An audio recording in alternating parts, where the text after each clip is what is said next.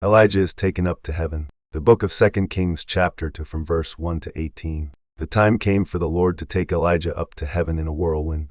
Elijah and Elisha set out from Gilgal. And on the way Elijah said to Elisha, "Now stay here. The Lord has ordered me to go to Bethel." But Elisha answered him, "I swear by my loyalty to the living Lord, and to you that I will not leave you." So they went on to Bethel. A group of prophets who lived there went to Elisha and asked him, "Do you know that the Lord is going to take your master away from you today?" Elisha answered them, "Yes, I know. But let's not talk about it." Then Elijah said to Elisha, "Now stay here.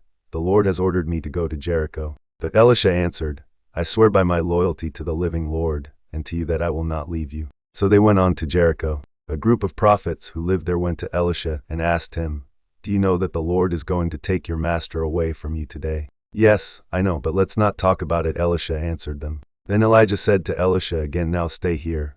The Lord has ordered me to go to Jordan." But Elisha answered again, "I swear by my loyalty to the living Lord, and to you that I will not leave you." So they went on to Jordan. 50 of the prophets followed them to the Jordan. Elijah and Elisha stopped by the river, and the 50 prophets stood a short distance away from the river. Then Elijah took off his cloak, rolled it up, and struck the water with it. The water divided, and he and Elisha crossed to the other side of the river on dry ground. There, Elijah said to Elisha, "Tell me what you want me to do for before I am taken away." Elisha answered, "Let me receive the share of your power that will make me your successor." "That is a difficult request to grant," Elijah replied, "but you will receive it if you see me as I am being taken away from you. If you do not see me, you will not receive it."